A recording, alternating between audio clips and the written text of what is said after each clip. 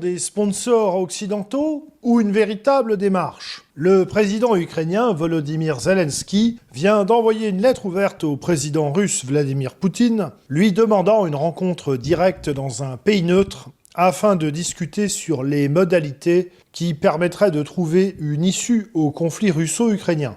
Une lettre à laquelle Vladimir Poutine a rapidement répondu publiquement, affirmant que Volodymyr Zelensky pouvait toujours se rendre à Moscou et que les discussions de paix devaient se faire sur la base des discussions qu'avaient eues Poutine et Trump en Alaska en août 2025. Discussion qui avait abouti à un plan américain en 28 points, plan qui avait échoué sur la question du Donbass, les Ukrainiens refusant de se retirer de la partie de l'oblast de Donetsk qu'ils contrôlent encore, à savoir la conurbation ultra-fortifiée de Sloviansk-Kramatorsk. En tout état de cause, les forces armées ukrainiennes semblent toujours continuer de rencontrer des difficultés importantes d'effectifs, comme l'indiqueraient les velléités de Kiev de forcer le retour au pays des hommes en âge de combattre.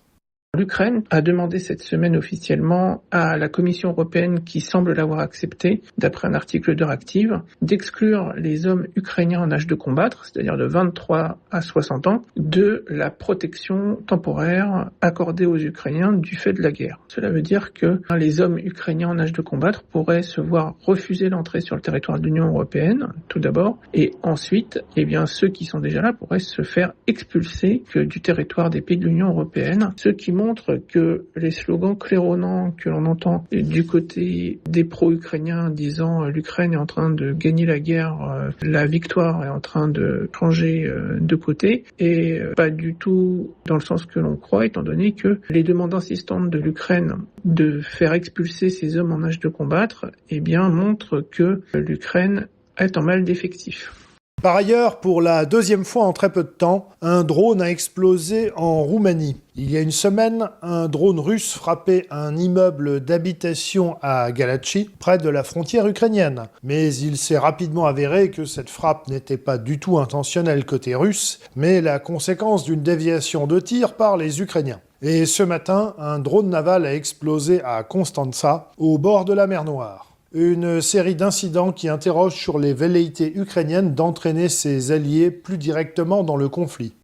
Il faut savoir que ce n'est pas le premier incident de la sorte dans l'Union européenne, étant donné qu'il y a quelques semaines, un drone naval avait été intercepté par la marine grecque au large de l'île de Lefkas, et que ça a donné hier lieu à une note de protestation du gouvernement grec au gouvernement ukrainien, lui disant que la Grèce s'opposait à ce que l'Ukraine envoie des drones en Méditerranée. Ceci dans un contexte d'attaque de drones aériens ukrainiens un peu tous azimuts. On a eu donc ces attaques sur Saint-Pétersbourg qui ont été des attaques de communication pour humilier le gouvernement russe lors de l'ouverture du forum économique de Saint-Pétersbourg. Il y a eu aussi des drones qui ont été donc interceptés au-dessus de la Lettonie, de la Lituanie, et dont la trajectoire permet de penser qu'ils visaient la Russie en passant par le territoire des pays baltes, de façon à attirer une réaction de la Russie sur ces pays et à faire rentrer l'OTAN dans la guerre. On voit donc que actuellement l'Ukraine en fait est dans un état de fébrilité qui fait que ils cherchent une issue